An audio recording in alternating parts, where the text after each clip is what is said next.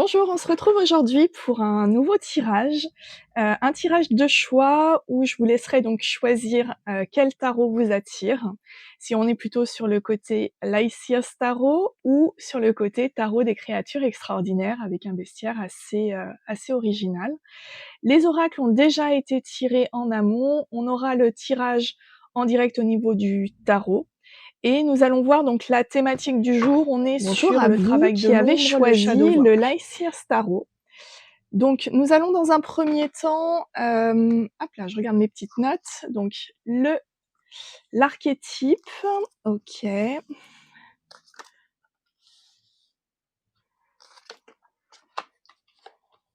Ok. Je tire les, voilà, cette première partie-là. Ok. Donc, déjà en centrale, ce qu'on a, c'est la peur. L'archétype qui est avec vous actuellement, c'est la force, ou en tout cas, ce qu'on vous conseille ici, c'est d'observer justement cette ombre qui attise cette peur et qui vous permettra de changer en fait quelque part ce que vous considérez comme être une faiblesse ou quelque chose de négatif en vous en force. Ça paraît un peu bateau dit comme ça, mais dans l'absolu, en tout cas, c'est le message qu'on me transmet de suite. Ce qu'on me dit, c'est que il y a quelque chose qui est noué, en tout cas avec la relation au père, qui a du coup inscrit des choses dans votre corps, dans votre physiologie. C'est vrai que là, pour le coup, les deux cartes, enfin ces deux oracles différents ici, et en fait, ils sont clairement en miroir, parce qu'on a bien la peur qui reste en centrale, et on a donc l'effet d'un passé, on va dire, lié à la figure du père, qui aujourd'hui, en fait, inscrit une peur sur ce qui viendra par la suite. Oh, j'ai du mal à vous mettre des mots, je suis désolée. Je vais essayer de m'exprimer au mieux. En tout cas, ce qu'on me dit ici dans ces cartes-là, c'est que ce qui est en jeu aujourd'hui dans votre quotidien, c'est une image que vous avez pu voir par le passé, qui vous a peut-être terrorisé en tant qu'enfant. Et aujourd'hui, en fait, c'est quelque chose que vous gardez de manière prégnante. Et à force d'avoir ça en tête, quelque part, il y a ce côté qui se reproduit. Ok, bon. Allez, on va aller voir avec le tarot ce qu'il en est. On va faire ça, je les vois toutes. Je suis désolée, je fais ma petite bidouille. Hop, tac. Je vérifie que vous voyez les cartes. Mais logiquement, on devrait être pas trop mal. Parce que là, avec la figure de la force, avec l'archétype de la faiblesse, moi, je vois bien quand même le côté un peu comme l'as de bâton. Un peu ce côté où on va reprendre son feu quelque part. Et en même temps, ouais, entre l'as de bâton et le phénix, il y a un peu ce côté-là de l'ouverture. Ok. Alors, c'est bien beau de nous parler de la peur. Bon, déjà, en fait, ce qu'on vous invite ici, c'est déjà de vous questionner par rapport au rapport avec le père. Et qu'est-ce que ce rapport-là, en fait, en tout cas, quel domaine cette peur va toucher? Et qu'est-ce que ça a engendré sur votre corps à long terme? Alors j'entends rejet, mais je sais pas. Je sais pas. Il y a que vous qui pourrez savoir. On va voir avec le tarot. Allons-y. Allez.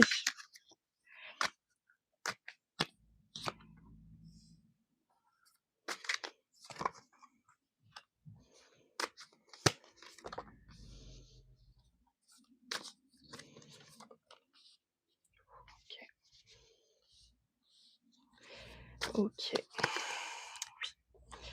Bon, Alors ici, ce qu'on me dit, c'est que du coup, ce rapport au père, en tout cas, cette relation, avec la figure masculine a ébranlé un peu la notion de stabilité, au sein d'une relation. Alors est-ce que c'était un père qui était absent? Est-ce que, après il peut y avoir plein de cas de figure. En tout cas, la figure masculine dans le couple a été biaisée.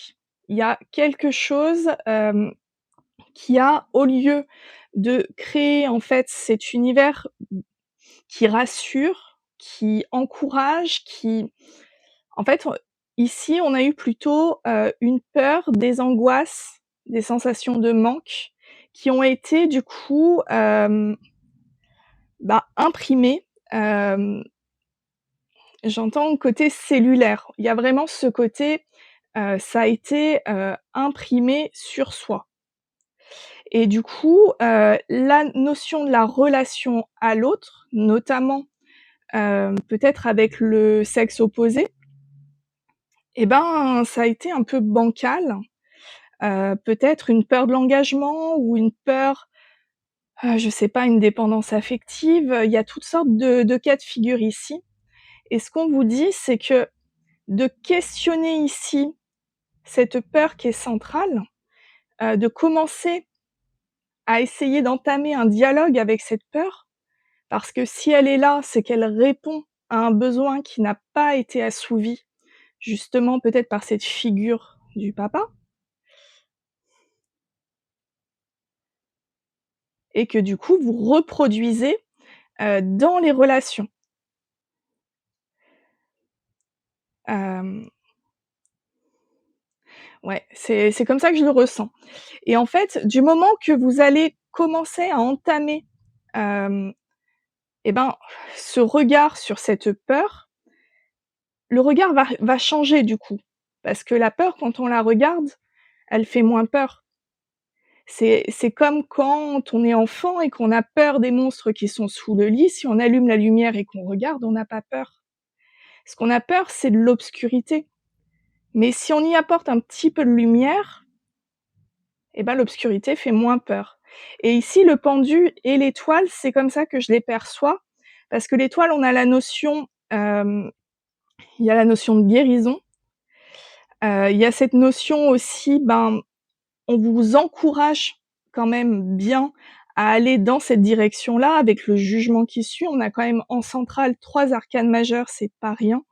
Et ce qu'on vous dit, c'est que du moment que vous amorcerez, le chemin vers cette peur, alors on peut vous accompagner, on peut vous aider, on peut, notamment, des psychologues, des thérapeutes ou, voilà, même pour des accompagnements, voilà, par le biais de guidances privées ou autres, ça après c'est vous qui choisissez, l'outil, avec lequel vous vous sentez le plus en sécurité. Parce qu'ici, vu que la peur est centrale, la sécurité c'est important. C'est-à-dire que si vous allez voir un thérapeute en qui vous n'avez pas confiance, ça pourra pas fonctionner. Donc ici, il y a vraiment quelque chose à travailler, sur cette notion de sécurité centrale, de peur. En tout cas, on vous y encourage et on vous dit que du moment que ce chemin sera amorcé, vous allez vous sentir libéré. Il y a vraiment ce côté-là qui est, très important dans ce tirage. OK, alors on continue.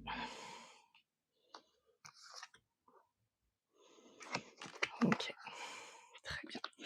Alors ici, en complément et pour clôturer du coup le tirage, hem, on a donc les accords Toltec. Donc le premier accord, c'est «Ne faites pas de suppositions», qui nous dit: «Ne cherchez pas à changer les autres» et en effet, on ne peut pas changer les autres, on ne peut pas guérir quelqu'un à sa place. On est le sauveur de personne. Déjà, si on arrive à se sauver soi-même, je pense que, ben, on a déjà réussi, il y a quelque chose d'assez puissant. Alors c'est un crève-cœur, parfois on voit des gens qui s'autodétruisent, qui mais à part, leur tendre la main, vous pouvez pas faire le chemin à leur place Et cette carte-là, c'est important parce que justement dans cette volonté de vouloir sauver l'autre, parfois on s'en oublie soi-même et et c'est là où parfois, justement on tombe dans des choses qui sont pas bonnes pour nous et qui nous angoissent, qui nous font culpabiliser. Alors que malheureusement, le changement, ça ne peut venir que de l'intérieur de la personne. Alors je dis malheureusement, mais c'est vrai que c'est une prise de conscience qui est parfois assez violente, notamment quand on a des proches, qui se font du mal à eux-mêmes, quoi, hein. Donc après évidemment, il y a les médecins, il y a tout ça, pas de souci. Mais en tout cas, c'est pas à vous de porter, toute la charge, pour le changement d'une personne. Ensuite, on a l'autre accord Toltec qui nous dit que votre parole soit impeccable. Et là, on vous dit: «Prenez conscience de la puissance de votre parole». Alors ici, il y a le côté verbalisé. Du moment qu'on va nommer une peur, la peur nous fera moins mal. Donc ça, c'est déjà le premier point. Le deuxième point, c'est qu'il y a aussi le côté, une parole peut faire mal. C'est-à-dire que peut-être qu'enfant, vous avez entendu des paroles qui vous ont fait mal. Et aujourd'hui, certaines paroles que vous employez, que vous trouvez peut-être normales, peuvent faire mal. Il y a ces 2 pendants ici avec, cette carte-là. Avec le Tao, on a ici donc le retour qui nous parle d'un nouveau cycle. On nous dit, c'est à peu près la même chose que le jugement, on nous dit: «C'est le moment, c'est maintenant». Vous avez besoin, d'observer ce qui vous fait tourner en rond. Il y a vraiment cette notion et il y a peut-être justement des paroles qui ont besoin d'être libérées aussi, mais en tout cas, il y a vraiment cette notion où vous avez déjà fait le tour du bocal plusieurs fois et il est temps que ça change. Et pour que ça change, eh bien, il faut prendre des décisions, des regards différents, parce que c'est pas en faisant toujours les mêmes choses qu'on pourra changer. Et enfin, la carte du coup, des messages de ton cœur, donc on a la médecine. La médecine du cœur, celle de l'amour, est une médecine universelle. Donne-lui vie en intégrant 3 gestes ou 3 actions dans ton quotidien qui viendront équilibrer l'énergie, la vitalité et la puissance de ton corps, de ton cœur. Ah, j'ai dit de ton corps. Donc il y a peut-être une notion aussi de sport, peut-être, de se bouger un peu. Hem, il y a aussi quand même cette notion, je pense, de s'ancrer, alors peut-être d'aller se balader aussi, faire des, balades méditatives dans la nature, des choses un peu comme ça peut faire du bien. Le jardinage aussi.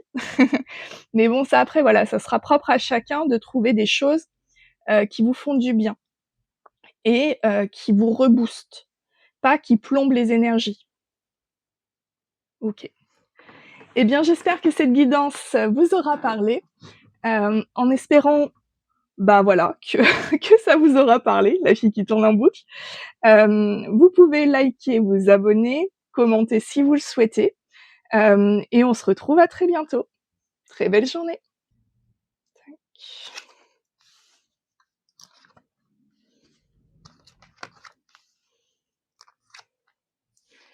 Pourquoi?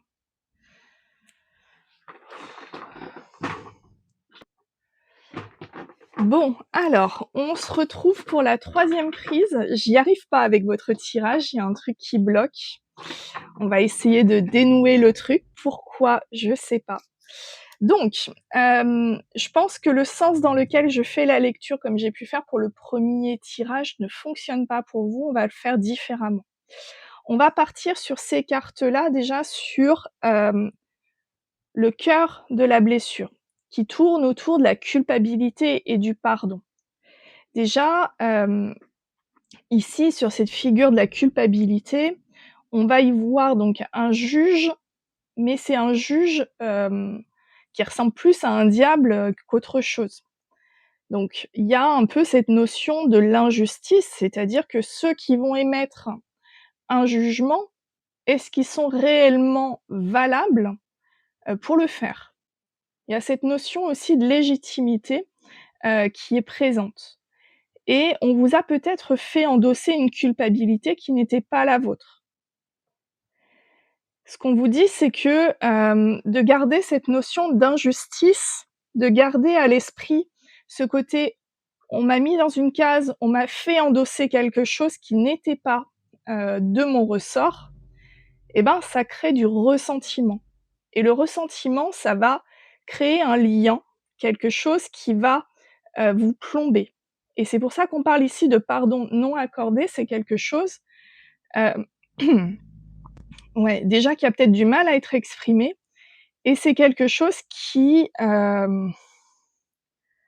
besoin d'être libéré et le pardon, c'est pas excuser, une attitude ou quelque chose. Le pardon, c'est de rendre à la situation ou à la personne l'énergie, qui vous plombe. Donc il y a plein de façons de faire au niveau du pardon. Hem, Moi, celle qui m'a beaucoup aidée, c'est le Ho'oponopono. C'est, je crois une version, ouais, c'est à mon avis, ça doit être quelque chose de, ouais, de Hawaï, je crois, ou quelque chose comme ça. En tout cas, on est sur, des façons où on va nommer, du coup, les choses et on va surtout s'excuser soi-même d'avoir enduré cette douleur, de l'avoir endossée. On la libère et on remercie, du coup, bah, déjà de se libérer de ça et on se remercie aussi de s'être donné les moyens de dépasser ça et d'avoir, recueilli quelque part un enseignement, de cette expérience. C'est-à-dire qu'au lieu que ça soit quelque chose de négatif, quelque chose où on va le regarder, c'est pas juste et je suis pas bien, ça va être le côté: «C'était pas juste et j'étais pas bien, mais aujourd'hui, je suis plus la même personne et je vois les choses différemment. Ça ne refonctionnera plus sur moi de la même façon». Il y a un peu ce côté-là. Donc on va mais c'est vrai que là, votre tirage, il est lourd. J'espère que vous allez bien. Hésitez pas à m'envoyer des messages si vous avez, besoin en tout cas d'échanger. Mais c'est vrai que là, en tout cas, je me sens vraiment oppressée. Donc on parle de rupture amoureuse aussi et de sacrifice. Ici en sous-jacent, on avait la blessure de l'abandon. Hem, Après ça peut être une relation amoureuse, hein, qui vous a fait perdre des plumes, c'est possible. Des relations qui étaient plutôt lourdes.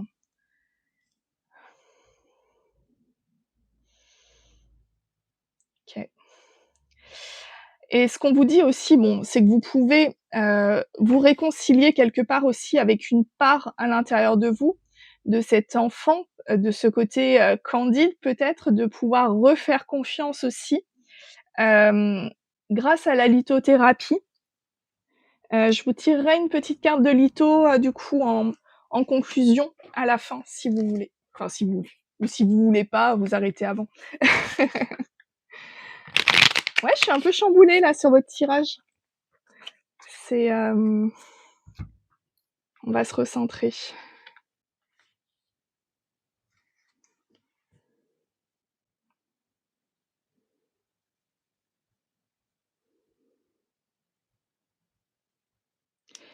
Pardon, non, je questionnais du coup pour savoir si j'étais dans la bonne interprétation et oui, c'est bon. Après et il y a plus d'énergie du coup qui parasite, donc c'est bon aussi.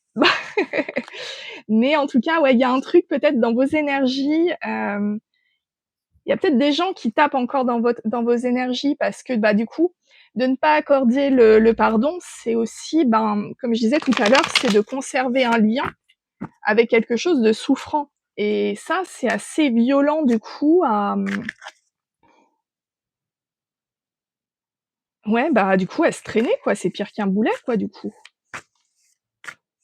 Et quand je dis ça, c'est pas une question de jugement parce qu'on a tous eu du coup ces façons-là de ressentir les choses, mais c'est vrai que c'est vraiment le côté, que ce soit consciemment de l'autre personne ou pas, c'est plombant quoi, hein. Bon allez, voilà maintenant je veux des conseils.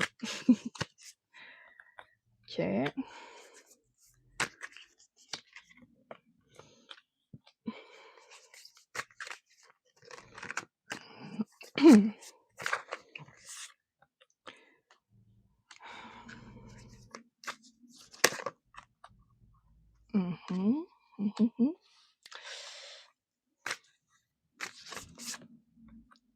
Ouais, il y a beaucoup de figures là.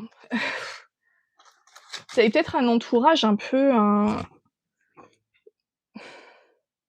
j'allais dire un mot pas très élégant, mais j'ai pas d'autre mot, un peu merdique.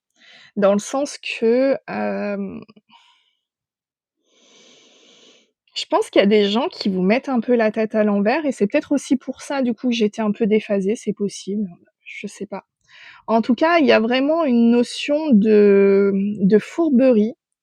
Il y a des personnes qui s'abusent de vous, hem et ce qu'on vous dit, en fait, le meilleur des conseils qu'on puisse vous donner ici, c'est de prendre de l'écart et l'ermite, c'est un isolement, mais un isolement pour, faire le point à l'intérieur de soi.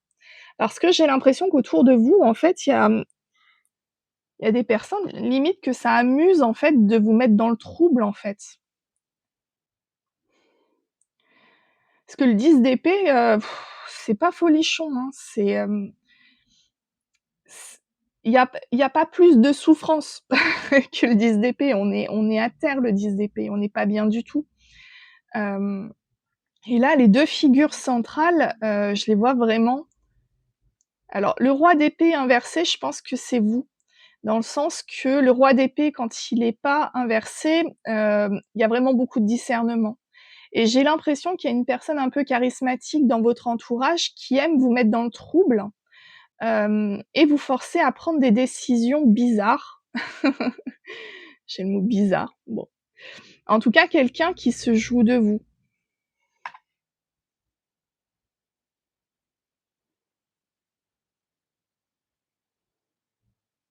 OK.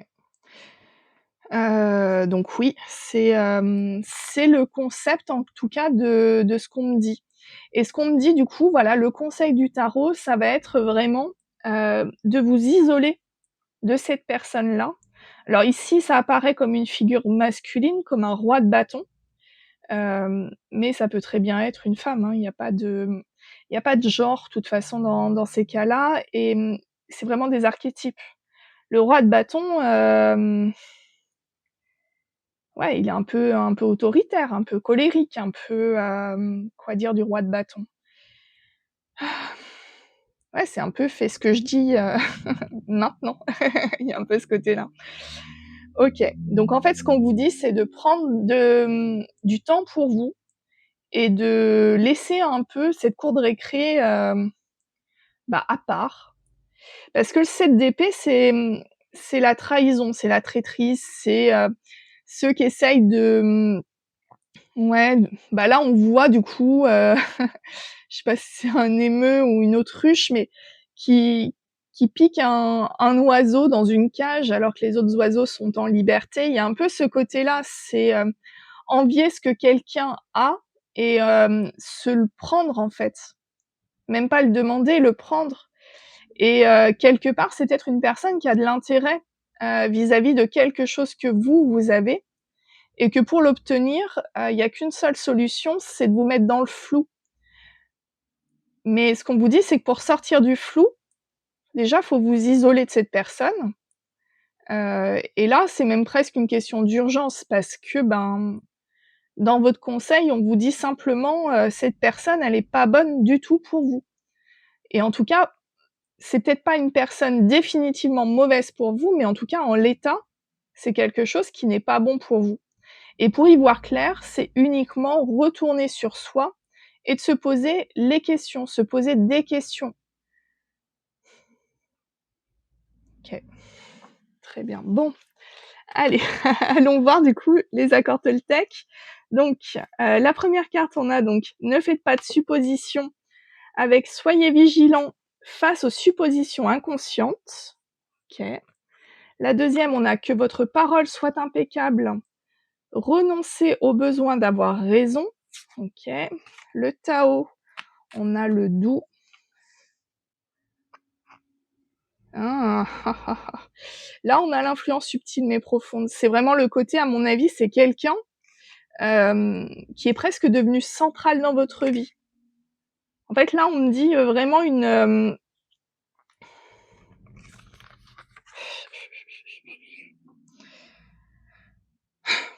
J'aime pas ces personnes, les filles qui donnent ces traitements de valeur, mais c'est vrai que dans l'absolu, là, c'est une personne qui a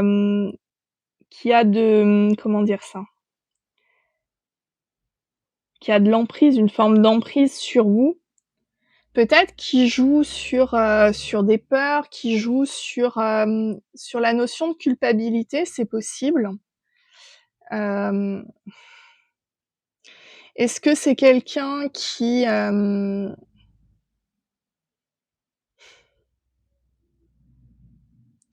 parce qu'il y a quand même cette notion de sacrifice, je me dis: «Est-ce que ça serait pas quelqu'un qui joue sur le fait, que vous pouvez pas quitter cette personne?» Il y a vraiment ce côté, ça me rappelle une phrase qu'on m'avait dit, «Tu es rien sans moi». Il y a un peu ce côté-là. Hem, il y a, le côté si vous partez, ça peut pas fonctionner pour, cette personne. Donc cette personne a tout intérêt, en tout cas, à vous dire, hem, presque ce que vous avez envie d'entendre, avec une menace sous-jacente, peut-être jamais verbalisée, mais qui est vraiment présente. En tout cas, moi, je la ressens, c'est pas évident. C'est pas évident et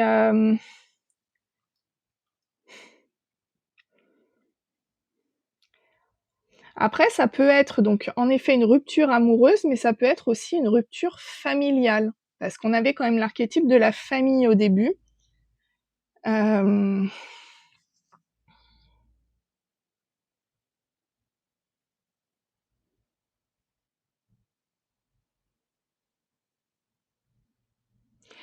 alors, pardon, la fille qui est dans le flou qui demande à son pendule, mais c'est vrai que là pour le coup, non, ouais, c'est une rupture familiale.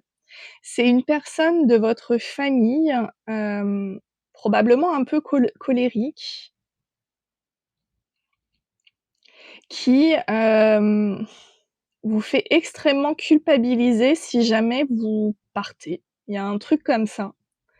Alors pourquoi, comment, ça j'en sais rien, et ça explique du coup l'enfant intérieur. C'est que du coup, il y a un conflit de loyauté ici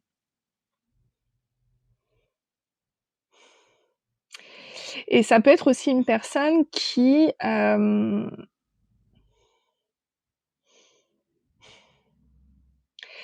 fait peut-être miroiter un côté, «j'ai changé» ou des choses un peu comme ça. Mais on vous dit, regardez les actes et pas forcément les mots. Hem Et le but, c'est pas de savoir qui a raison, qui a tort, c'est vraiment de se dire, «Je m'en fiche en fait de savoir, ce qu'on me dit. Maintenant, c'est ce que je vois qui compte».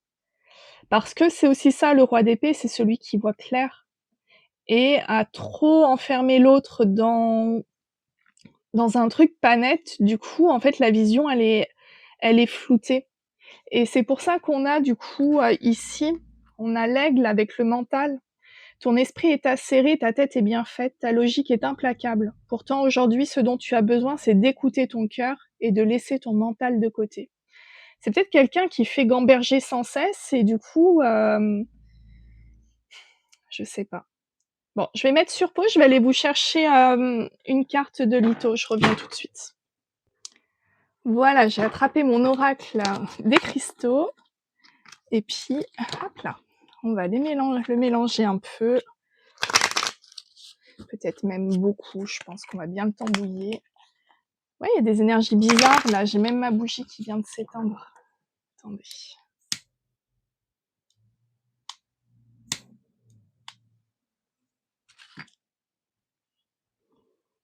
Eh ben, peut-être qu'un petit nettoyage énergétique, ça vous ferait pas de mal parce que là, pour le coup, il y a des énergies pas folichonnes là, hein. Allez, une pierre qui vous ferait du bien, vous qui avez choisi le tarot des créatures extraordinaires. La cornaline. Alors, qu'est-ce qu'on nous dit? Donc la cornaline, je sais pas si j'en avais pas une qui traîne par là, si. La cornaline, ça ressemble à ça.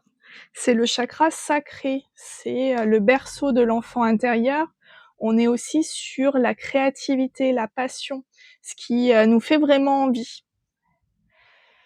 Alors, on va essayer de faire de la traduction, en direct. Bon, du coup, qu'est-ce que c'est? C'est ça, c'est cette couleur-là, c'est, une belle pierre du coup du chakra sacré. Hem, donc il y a une notion ici d'être, donc ce qu'on vous dit c'est, alors j'ai pas la traduction du truc, mais en tout cas, pour des personnes qui ont besoin de faire face à leur peur, c'est marqué donc, «Salut la peur, mon nom c'est», donc vous pouvez vous dire votre nom. Hem, on a, de belles choses à faire ensemble. Maintenant, ah je l'ai pas cet acronyme STFU, donc vous verrez ce que ça veut dire en anglais, et allons-y. Donc il y a un côté, de dépasser un truc qu'on pensait bloqué, et du coup de transmuter ça dans une force, OK,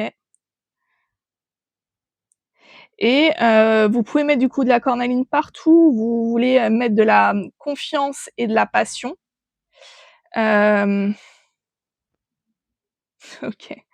Voilà, bah, quand vous trouvez votre créativité et la version charnelle un petit peu en mode ramollo dirons-nous. Voilà, voilà. Bon allez, on va s'arrêter là-dessus. En tout cas, je vous envoie pardon de plein de belles énergies, en espérant que cette guidance vous ait parlé. Je sais que c'est un peu chaotique là pour le coup pour votre choix. Hem, voilà, en tout cas, j'espère que ça vous a parlé. N'hésitez pas à liker, commenter, et vous abonner, et on se retrouve à très bientôt.